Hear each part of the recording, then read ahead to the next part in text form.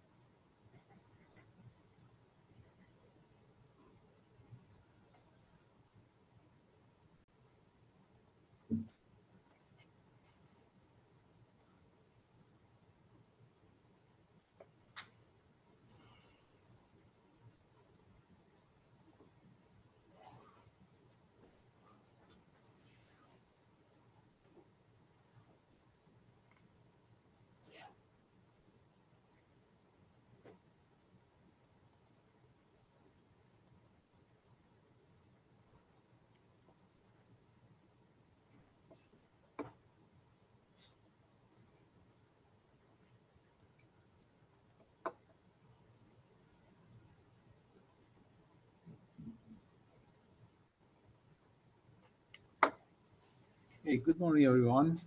Um, just this is the content from the second half of the unit. So from today, we start a new type of a structure, and that is called beam. So how does a beam behave differently from the member that you know? So, a very familiar member to you is a bar or two-force member because um, in a truss structure, um, the truss structure is composed of the two force members, bars and then pins. So that hopefully you are very well familiar with.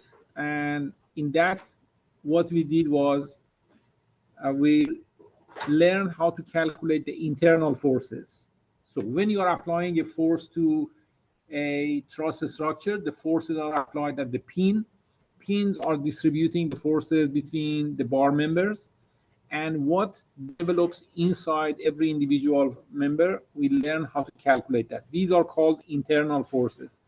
And a great thing about the truss structure is internal forces do not change inside the member. It doesn't matter which part of the bar you are sectioning. If you section right near the pin or in the middle of the bar or in the corner of the bar, all internal forces remain the same. They don't change. Can you visualize what I'm talking about? So let me draw you a shape. Maybe that would explain it better. So if I have a bar member, so this is a bar member, and here I'm applying forces at both ends. So say these forces are 10 kilonewton.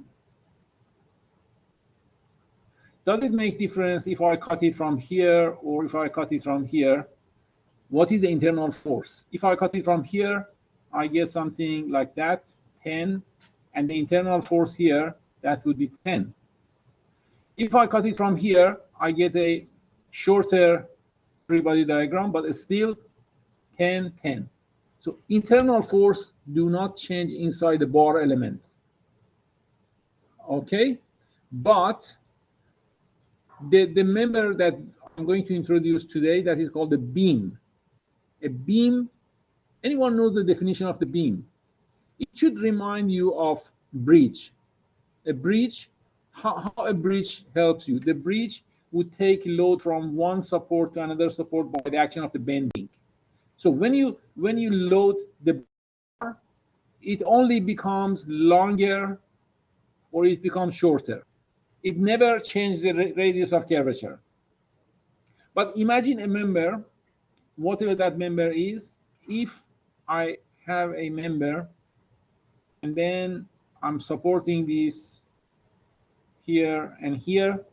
So what happens if you apply a load right in the middle? How does it deform? Can you visualize? The deformation would be by change of radius of curvature. Make sense? Okay, so if a member during the loading, the radius of curvature changes, that is not a bar, this is a beam. And you expect this one to be far more complex than the bar. Bar is very simple. Bar, the internal force is constant all over the member. Okay, but the beam, you expect this to be quite complex. And between now and end of semester, we are trying to understand the behavior of the beam. We try to find how the internal forces are generated in the beam, how do they grow, and how do they change. Okay, having said that, let me give you a few examples. Okay, here I have a bookshelf, and this bookshelf, you don't know anything about the mechanics. Can you visualize if that bookshelf is made of a very soft material? This is made of something like a cotton or something, and you put those shelves. How does the shelf deform? Does the radius of curvature changes or not? Okay, so this is the shelf before deformation. After deformation, I expect the shelf to deform like that. I'm exaggerating it, but you can understand what I'm getting at, all right? So when you are looking into a structure, the first thing you do is forget about all mathematics and everything. Just imagine this structure is made of a very soft material, and then ask yourself, how does this structure deform? Does this become longer, shorter, or does this become curved? That simple question helps you to find out the best way of classifying and then solving the problem. Okay, so today we start a new member type that is called beam. For you, I'm trying to summarize. So how does beam behave differently with the bar. The bar element is loaded at the end, and it never changes its radius of curvature. When you are loading a bar, it only can become longer or shorter. But if the very same member, if I try to bend it, the radius of curvature changes. So this is not a bar anymore. The very same member, the geometry is the same. That is only the matter of the load. Okay? So whether a structure is a bar or beam is not only by the geometry, is by loading and geometry. Okay? If the loading makes my structure to change the radius of curvature, that is beam. If my loading makes the member to become longer or shorter, that's a bar. So bar is the main ingredient of the truss structure. In truss structure, everything is bar, because the member can only elongate, shrink. But from now on, toward the end of semester, we are studying what is called beam. And a very good example of a beam is a bridge. Another example is a bookshelf.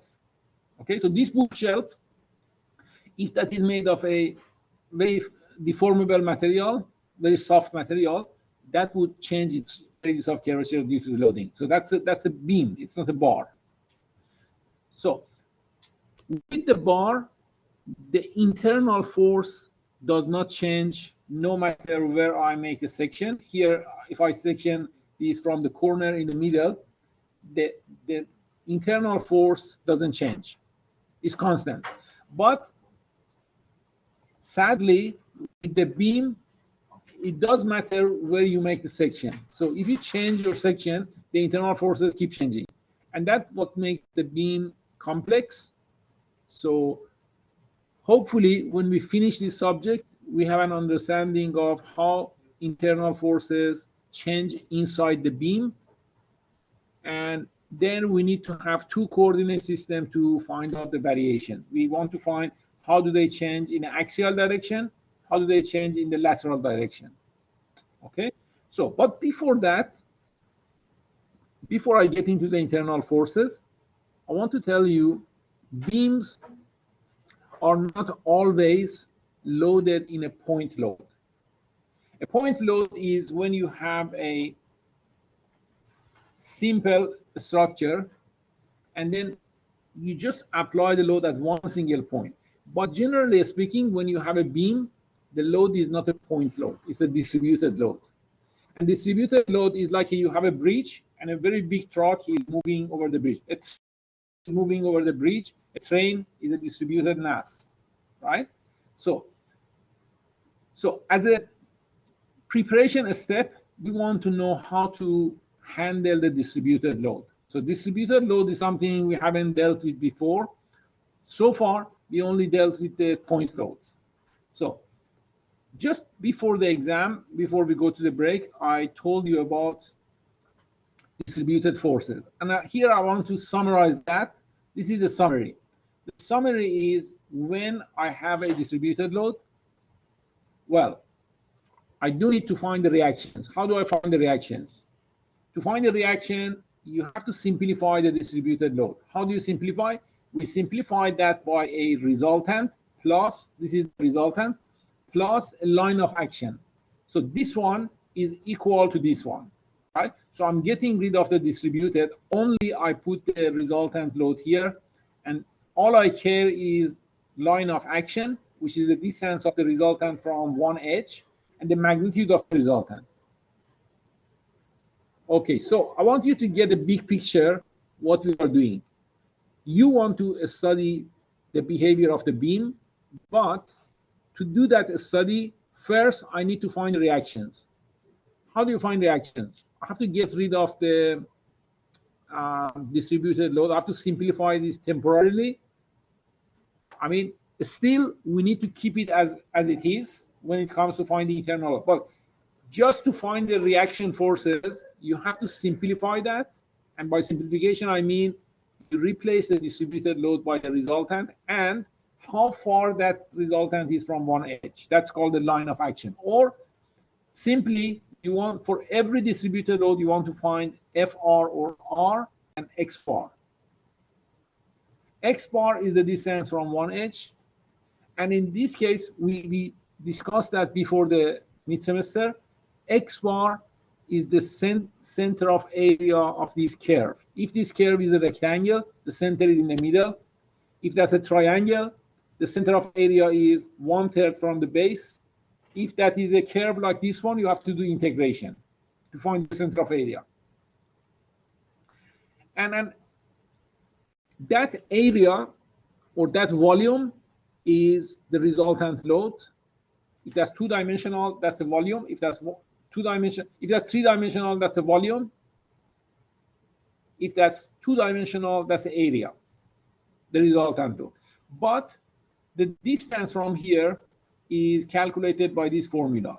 So the formula is, at the numerator, you have the first moment of area. The denominator, you have area itself. Okay, so let's try this by some examples. So basically, with the distributed load, to find the reactions, I need to find the resultant and x bar. And that is moment of area.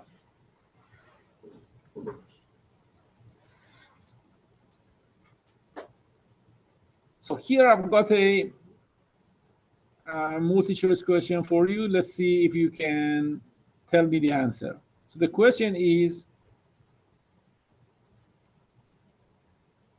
so which answer is correct here? C is correct. Well done. And second question, the line of action.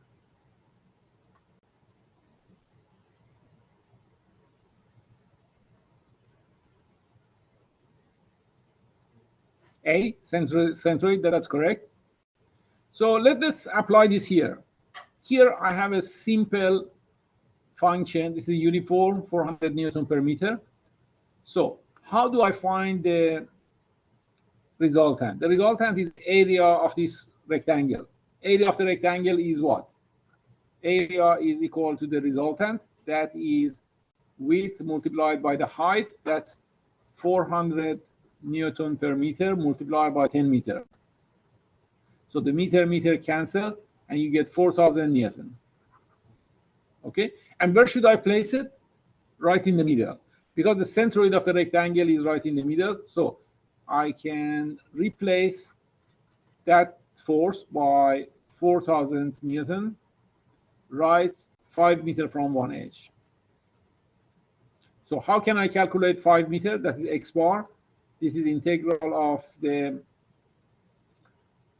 400 dx divided by area, and that is equal to 5 meters. So let's go to this example. So what is the resultant? The resultant is area of the triangle, and the area of the triangle is 1/2 base, which is 600, multiplied by the base, which is 6 meters.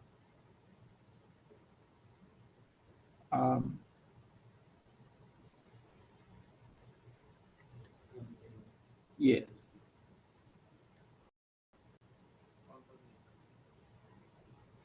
So that is 3,318 Newton. And where does this act? That is either 1/3 from here, which is 3 meters or 2 meters, or 2/3 from here, which is 4.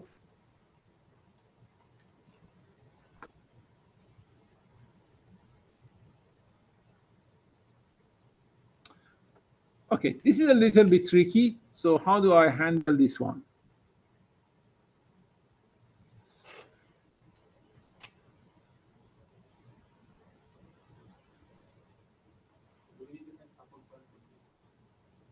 Yeah, so I'm going to break that into two primitive shapes, one triangle, one rectangle. So for the triangle, I pretend that the rectangle is not here. So I'm replacing the upper half with one resultant, which is the area of this triangle. That is 2.5 minus zero point 0.5 is 2 times 3. 6 divided by 2, that is 3 kilonewton. And line of action is 1 meter from here. The second one, I pretend the triangle doesn't exist. That is a half multiplied by 3, that's 1.5. And this 1.5 is 1.5 from the edge. And then that is R1, this is R2, this is X1, this is X2. So here I want to find a big R. Big R is sum of these two, that's 3 plus 1.5 is 4.5. And X bar for the total is X1 R1 plus X bar 2 R2 divided by R1 plus R2. All right. And then the next step is you want to find the reactions. To find the reactions is simple. So to find the reactions, that's how I do it. So I have 1.5 here, 1.5 here, and 3 kilonewton here. Then there are two reactions. Oh, sorry, two reactions.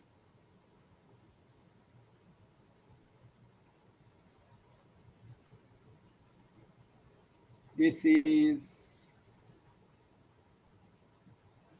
RA, this is RB. So you just take moment with respect to the A, find RB, take moment with respect to the B, find RA. Is that clear? All right.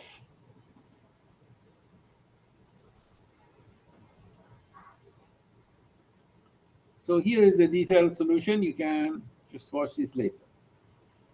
All right. Would you like to try this example yourself? Just grab a piece of paper, try to replace the distributed load by resultant, and then we want to find the support reactions.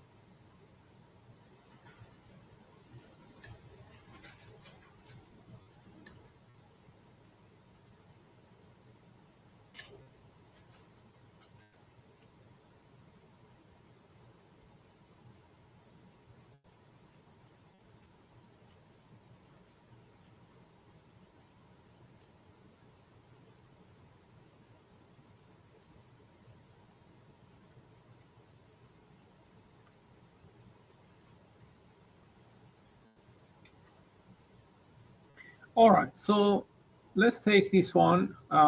You can break this one into two triangles. With the left hand side, you find R1. With the right hand side, you find R2. And then this has a centroid of x bar 1. This one has a centroid of x bar 2. And then the total R is, well, we don't need to find total R. So once you simplify the distributed to point loads, I can just make the free body diagram of this one. And just to keep in mind that there is a point load applied here, point torque applied here, that's the only point. And this is just a matter of reducing the free body diagram. And then you can find out the individual reactions. So you have the detailed solution here. All right. Now we start the, that was the preparation. The preparation, this was a summary from previous lectures, how to deal with the distributed force. And then we need that because it's prerequisite for finding the reactions. And once you find the reaction, we treat the distributed load as they are, because to find out the variation of internal loads, it requires you keep that in a distributed format. So now that I can make my structure separated from universe, so I know what the reactions are, I keep the distributed load as it is. Now I have to answer a second question.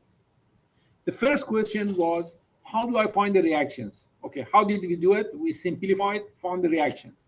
Now that I know the reaction, the second question is, if I make a section here, or if I make a section here, inside the beam, how does the internal forces changes?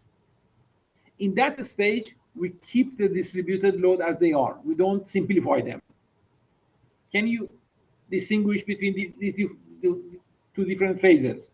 Phase number one, get rid of the distributed load in order to find the reactions. Stage number two, you want to find how internal forces are changing inside the structure. Okay, before we tell you how to do it, we just want to ask ourselves, what are the internal forces? Are they any different with that of the bar? With the bar, internal force is either compressive or tensile. Is that understandable? I have a bar element. The internal force is either compressive or tensile. Why? Because the bar can only become longer or shorter. But in the case of the beam, that is different. With the case of the beam, you are dealing with a creature which changes the radius of curvature. So if I cut it from here, what kind of internal force I expect here to develop? So that's a tough question. I'm having a bar, just bend it, and if I make a section, inside my section, what kind of internal forces you expect? Okay, that's something I'm gonna tell you, but before that, let's do some exercise. Here, for that hanging structural part, do you reckon this is a bar element or a beam element?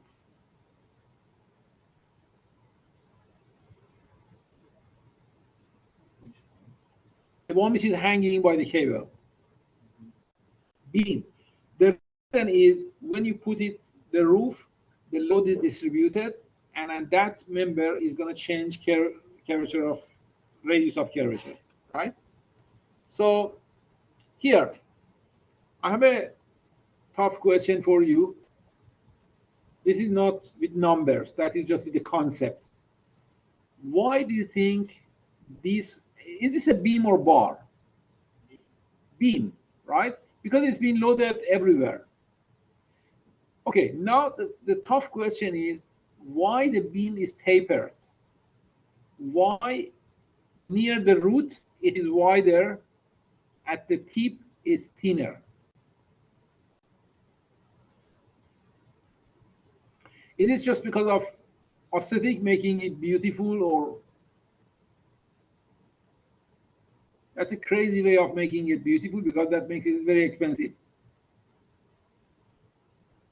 to build, the cost of the material, the cost of construction. So why this beam is tapered? With the bar, we never made the bar tapered. Do you remember a truss that the truss has a tapered member? Nothing like that, right? Truss was of a uniform cross section. But why the beam has a variable cross section?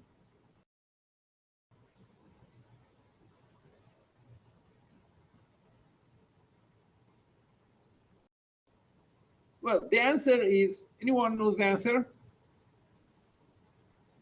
The answer is, where the beam is thicker, you expect to have larger internal forces. When the beam is thinner, you expect to have lower internal forces. This is a rule of thumb, right?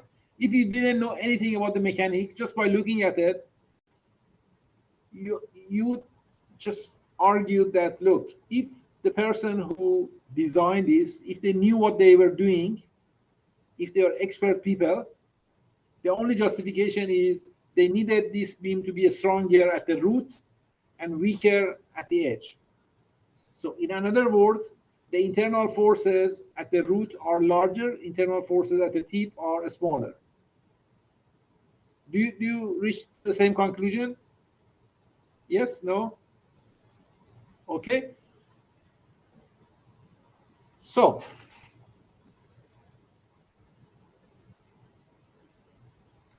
here, that is a jack which is lifting a very heavy object in the sky. I don't know why they did that. I struggle to find why on earth someone wants to keep something like that at this height. Sorry? To make a watchtower. To make a Watchtower, so that someone can go out. watchtower? Watchtower. Sometimes police can make this so that they can look the whole area.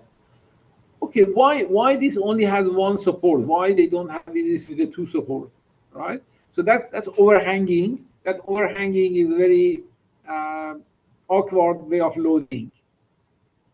But anyway, that horizontal one, is that a beam or bar? Well, that's a beam because the load is distributed. Load is distributed. And again, we can see a kind of tapered structure, thicker at the root, thinner at the edge.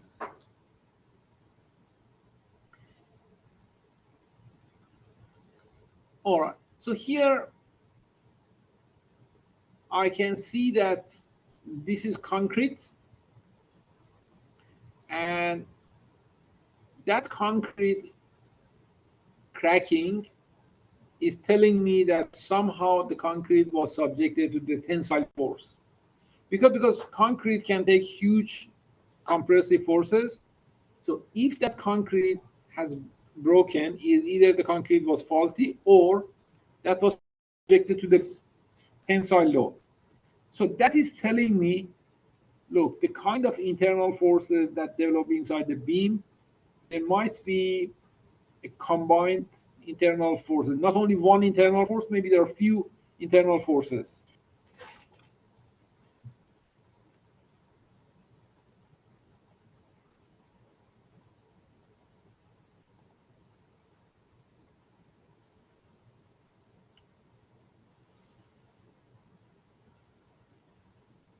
The reason we want to find those internal forces is not just for the sake of solving a problem. That is, we want to protect the beam. We want to make sure that the beam can take the loads. the previous image I showed you, look, this is a design failure. Whoever designed this, either someone who used it, they applied unexpected loads, or whoever designed it, the design was faulty. So to avoid faulty design, we do need to find the internal forces. If we know the internal forces, we can choose the right material, we can choose the right cross-section, prevent this from cracking or disaster. All right, now a more critical question is, if the internal forces are going to change, some points are going to be more critical than the others. So this is something you want to, this is a question you want to find an answer. For every structure, let me put you in a very high position. You are a designer of aircraft. So you want to find which part of the wing is going to be critical. If a crack grows, which point of the wing is the starting point for that crack? It's the $1,000,000 question, right?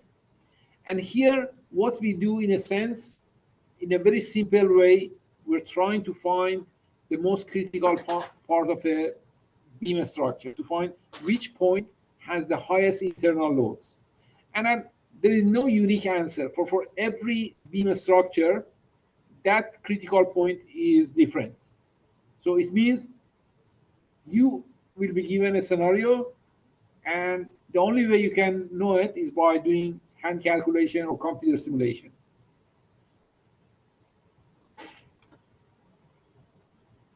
In this case, in the exam, I might ask you, find the internal forces at point C, find the internal forces at point A, at point B, and compare these forces and tell me which one is critical. Or I even might not give you any point. I ask you, look, between A and B, find which point has the largest internal forces. But having said that, when we say internal forces, we still don't know what these internal forces are.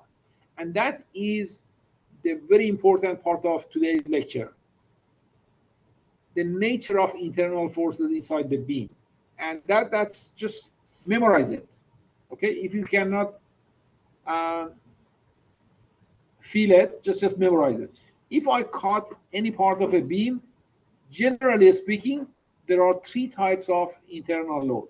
The first one is the normal force, which is developed axially. That is very similar to the bar structure. The forces that make this to become longer or shorter, that's we call here normal force. The second force, I call this shearing force. The shearing force, like a scissor. With a scissor, when you are trying to cut a paper, the type of force you're applying is shearing the paper, right? So that's why I call this the shearing force. And the letter to use, that is called V. The letter we use for normal force is N. And the third internal force has a different nature. So these two, the unit are Newton. The third internal force is the bending moment. And the bending moment, we showed this by M. And then the unit for this one is Newton meter. This one is Newton, this one is Newton. So three internal forces, two of them are Newton, the third one is Newton meter. The letter we use for the third one, that is M. And then why that letter C? What that subscript C? So if I'm evaluating this at point C, that is N of C, M of C, V of C. If that's point B, that subscript is telling me where these internal forces are evaluated. All right. So just try to memorize this. From now on, that piece of information, we need that for every problem to solve. So whenever there is a beam, we know how to find the beam. The beam, we visualize, that's going to change radius of curvature. And then once you know this is a beam, you make a section in that section, you have to expose internal forces to external forces. Remember, whenever we are cutting for free body diagram, whatever used to be hidden, it becomes visible. Before I cut that, there is no internal force. We didn't care about those. But once I cut to make a free body diagram, this is like you have a heart, you want to do a heart surgery.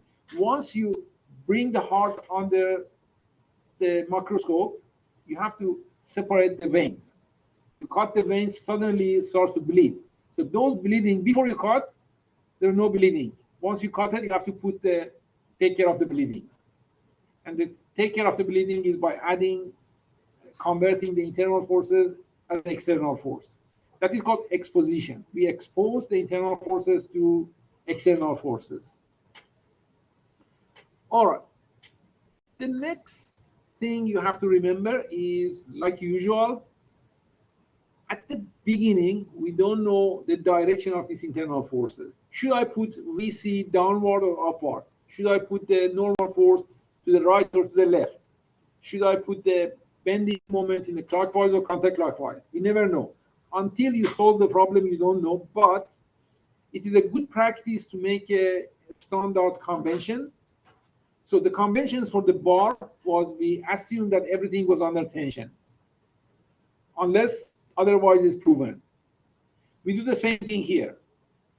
We assume that if I'm making a free body diagram of the left-hand side, this is a left-hand side free body diagram, right? I could have taken the right-hand side. With the left-hand side, the direction which I showed here, these are positive direction. This is a convention. This is a convention. Okay, action, reaction. If I would have taken the right-hand side free body diagram, the positive convention was reverse. Please try to digest this one, otherwise you get confused from now on. The convention depends whether you are taking the left-hand side free body diagram or right-hand side free body. For the left-hand side, that is the positive convention. So why this is positive convention? Because, I mean, just to make it easier for you to memorize, if someone is laughing, that is positive. If someone is crying, that is negative. Agree? Can you laugh now? Right? So that's positive. So how these moments make this one to deform? That one deformed like this one, right? So that is positive. If that was left-hand side, to make this one to laugh, you needed, so here that is counterclockwise, the right-hand side you need the clockwise. All right, so that is the convention. For every beam, the internal forces are 3. Normal force, shear force, bending moment. If I make that at point C, I should call this one VC, MC, NC.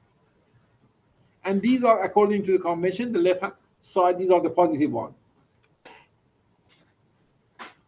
If I go to the right-hand side, opposite forces are positive convention.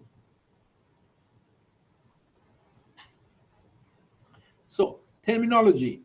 Remember the term. Memorize this term. Normal force, that makes the bar to become longer or shorter. Shear force, that's like the scissor effect. And the bending moment is making my beam to laugh or to cry. Laugh or cry is changing radius of curvature.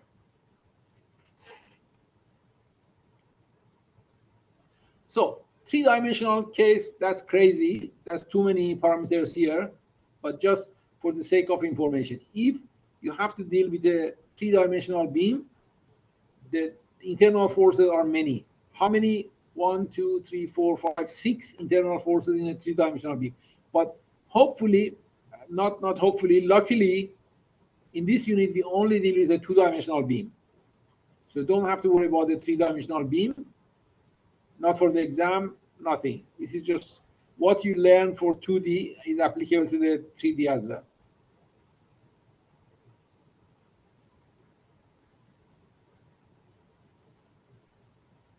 Okay, so these are the steps. First, I need to find the reactions. To find the reactions, simply replace the distributed load by the resultant and line of action. Then you find the reaction. Now that I have the reaction, I need to make an imaginary cut. So I ask you, look, find the internal forces at a certain point. So at that certain point, you make an imaginary cut, make a free body diagram. Where you cut, it's gonna make three types of bleeding. The bleeding number one is axial force. The second one is the shear force. The third one is the bending moment. And then you end up with a free body diagram to solve. That free body diagram, we learn how to solve that. So let's do some examples. Here, please grab a piece of paper and try to find, well, first of all, ABC, is this a bar or beam? Can you imagine the radius of curvature of AB changing due to that loading?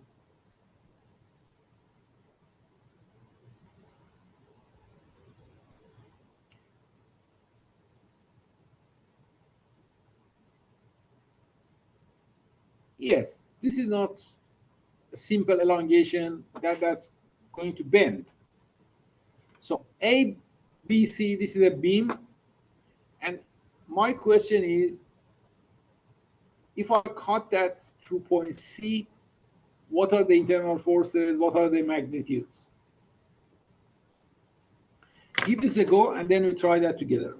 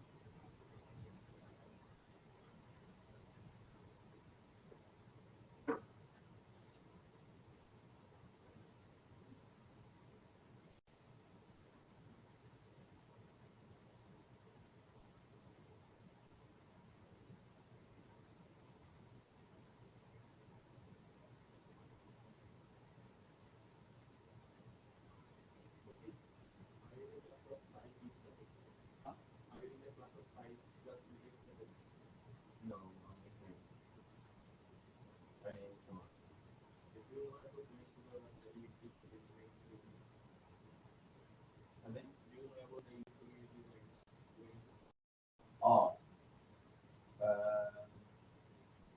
it's all the question that he solved for us.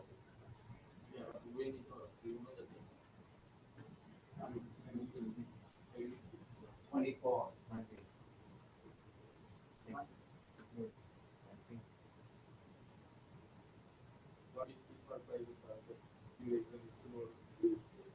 I think I think you asked about digital. It's digital. Electronic. You're asking about electronic. Yeah.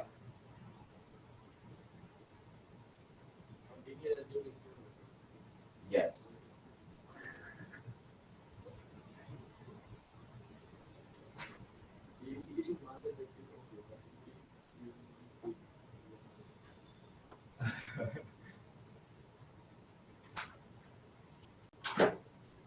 do examination. So, You can implement this answer. you did all the questions? You did all the- No, you. I didn't get last few. I was not sure Views. about any question. Like how many views? No, I mean last views, how many views? But the question is solved. I was not confused. He just right or wrong. Same.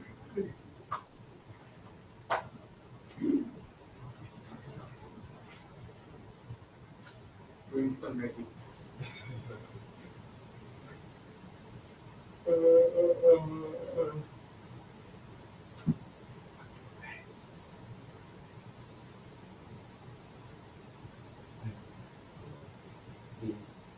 revise as you go.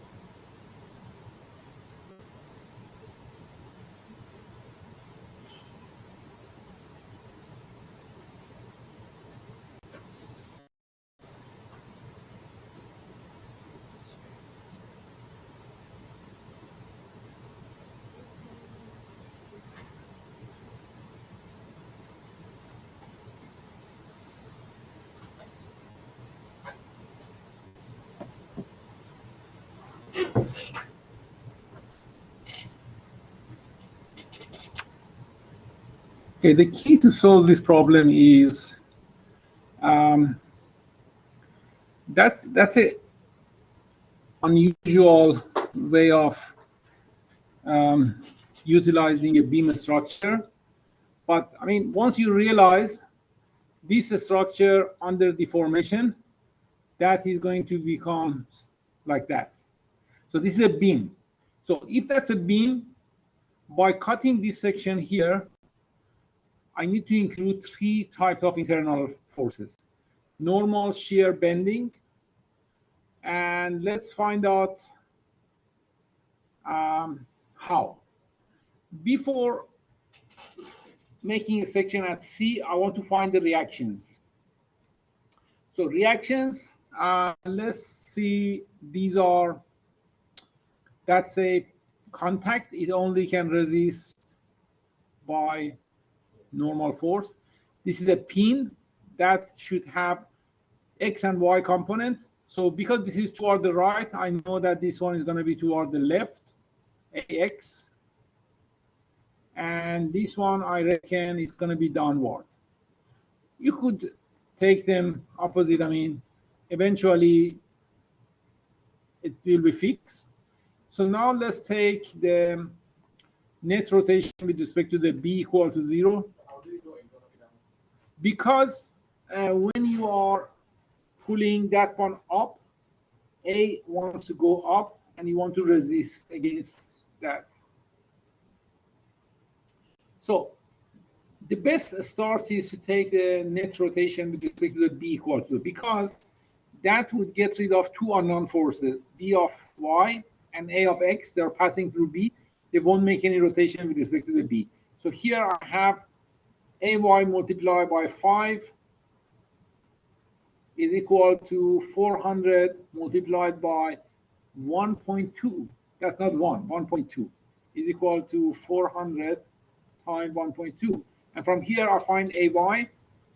Then net forces vertically, you find BY, and then net forces horizontally, AX equal to 400. That is easy. So the first step is to find the reaction forces. Then I have the reaction forces. I decide to take the free body diagram for the left-hand side. Left-hand side free body diagram that has the two reactions you just calculated. And how many internal force should I put at point C? 3, right? And according to convention, V should be downward or upward? Downward, V of C. And N of C should be right or left? N of C. And M, positive M should be like that, M of C. So this free body diagram, how many unknowns does it have? 3. How many conditions we have? 3. So that is solvable. All right. So congratulations, you managed to solve the first beam. You found the internal forces inside the beam structure. So from now on, we do the same thing. And the way we do it, there are in two modes. In the exam, either I give you the point and ask you, look, evaluate the internal forces at that very point, or I might give you a structure and ask you, look, which point of this beam is most critical? And that's the toughest question. Once you can answer that question, you have graduated this subject. That's the certificate.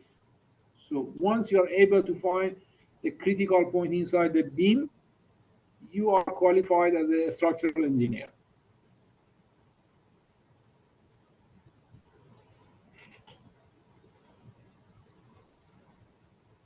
All right, so these are the detailed solutions. Now, let's try the same thing for this problem.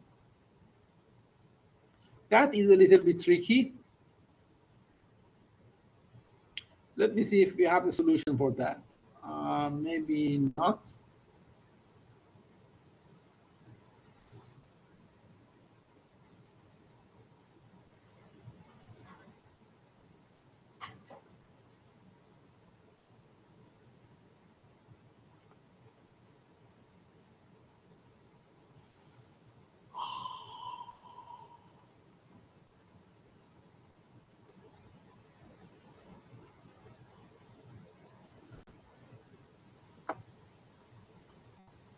Okay, here we have got a cantilever. The cantilever is fitted to the wall from left-hand side, and it has a triangular load on it.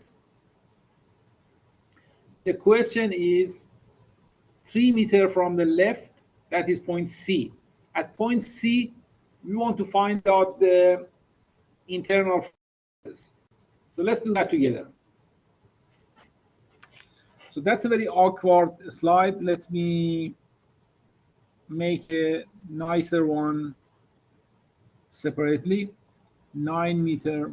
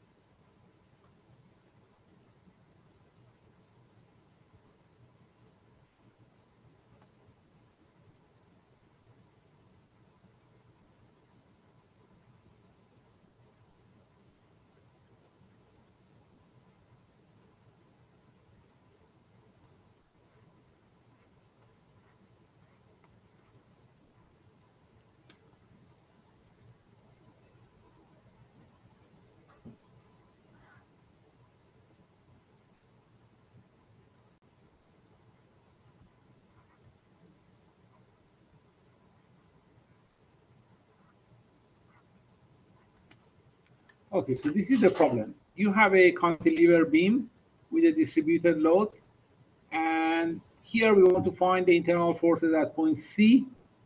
So let's follow the steps. The first step is to find the reaction. How do I find the reaction? I have to get rid of the distributed load, and the distributed load is resultant, the area under the curve. So that is resultant load. 270 multiplied by 9 divided by 2.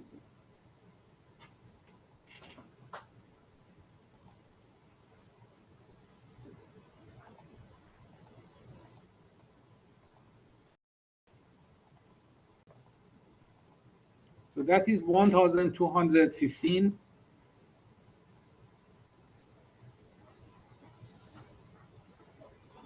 And the unit is Newton. So where is the line of action? The line of action is exactly at point C, right? So that is 2/3 from the base. If that's 9, 2/3 of the 9 is 3 meters. Okay, so I can just, let's use a different color.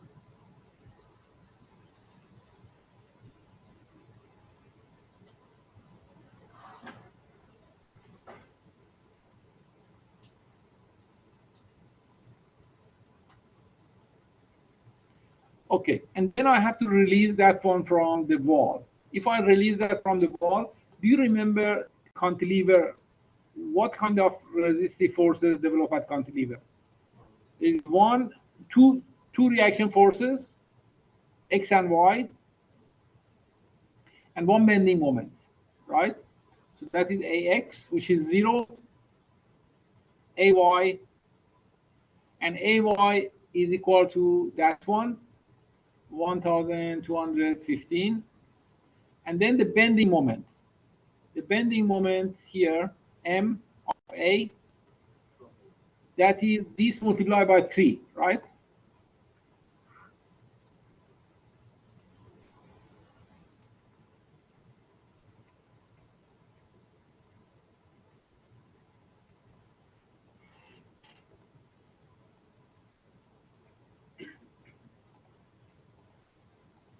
That is 3,645. And the unit is Newton meter. All right, now we found the reactions.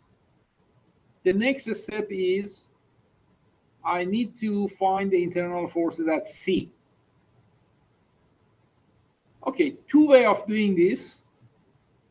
I can make a section and consider the left-hand side free body diagram, or taking the right-hand side free body diagram. Which one is easier, left or right? Left. Left would leave you with a distributed load which has a trapezoid load. It's kind of a bit awkward, but if you go with the right, you have a triangle, right? So I think right is easier. Do you agree? So with the right, I get a portion of the beam.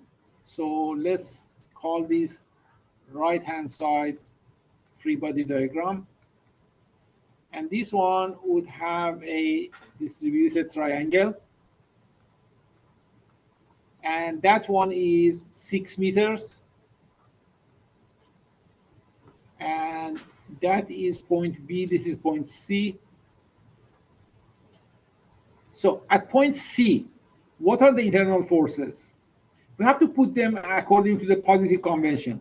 Positive convention, there is N of C to the left, and then I have V of C upward, and then I have M of C like that. Agree?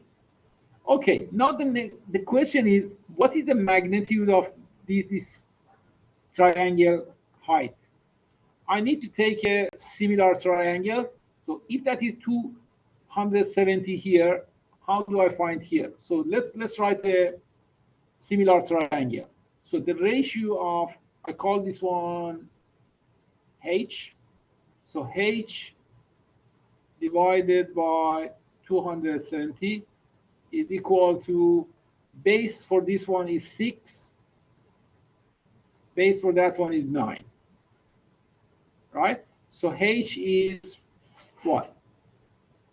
6 multiplied by 270 divided by 9. That is 180.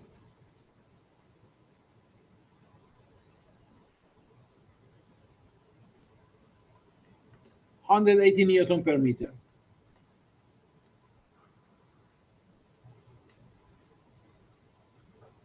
So now to solve this one, I can replace the distributed load with one resultant and one line of action, right? So the resultant, can someone help me with the resultant? I call this R of C. So R of C is 180 times 6 divided by 2.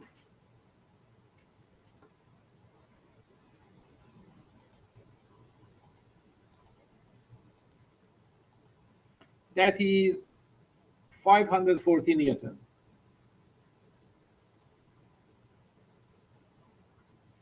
And the line of action, that is 3 meters from B.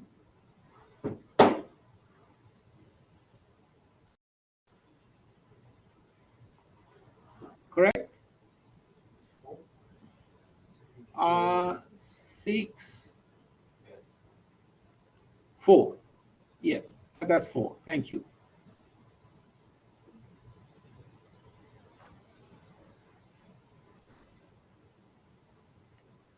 All right, now this free-body diagram can be solved. Simply, let's take moment with respect to point C. If I take moment with respect to the C and counterclockwise, don't have any rotation, but M of C is minus M of C,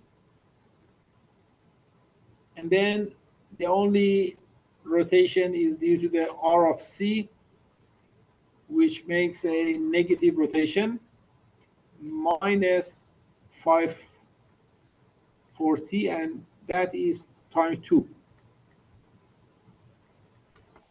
So here I find M of C is equal to minus 1080 Newton meter. All right. And what about N of C? N of C is 0. And what about V of C? V of C is equal to R of C.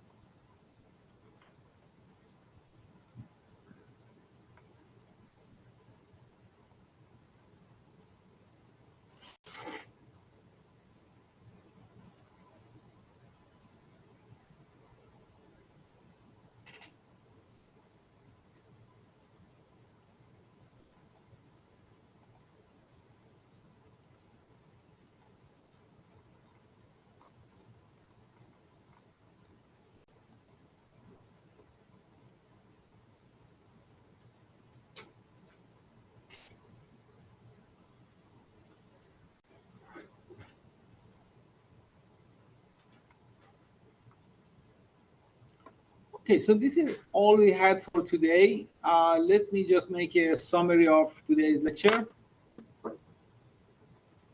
Okay, today we started a new chapter in structural mechanics.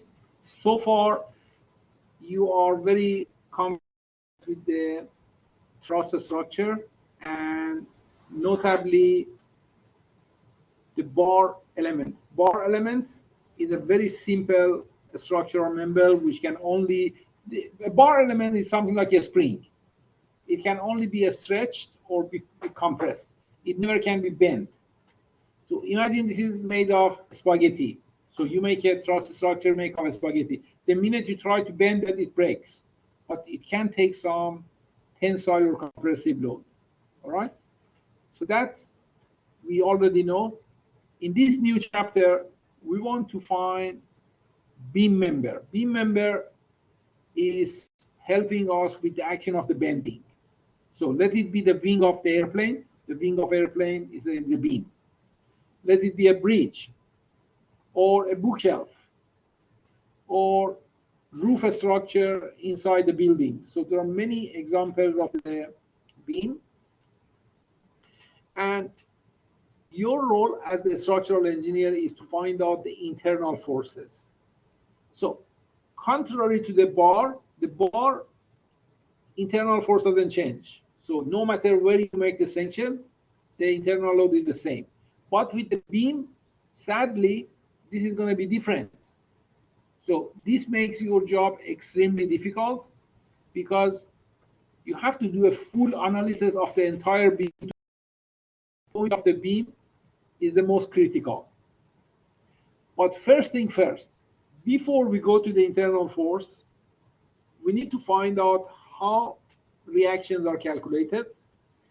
And again, with the beam, because the nature of the loads are not always point load, in many cases there are distributed loads. So in order to find the reaction, you have to simplify the distributed load. How do you do it?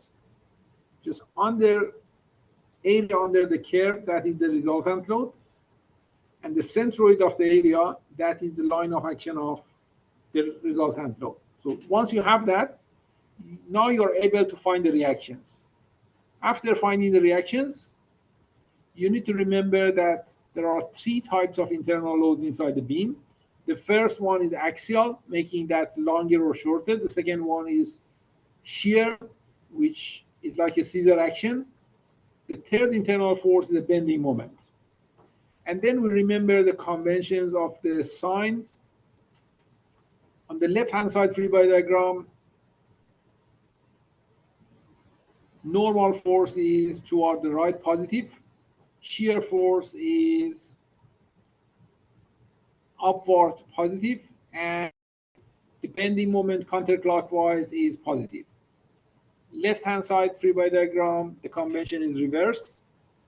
And then the rest, we can evaluate the internal forces at a specified point, or we could just explore the entire structure, find which point has the most critical thing. So that is for today all I had to say, and let me just finish the attendance, and then I take any question you might have. Okay, Chaisal is here, and Shah is here, and Fourth is here, and Nguyen.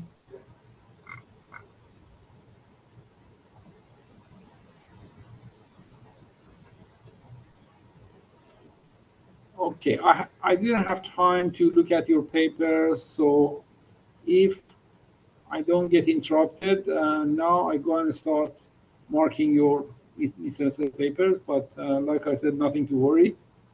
You're in good hands. So just concentrate on learning, and that's all. At the end, you'll be happy.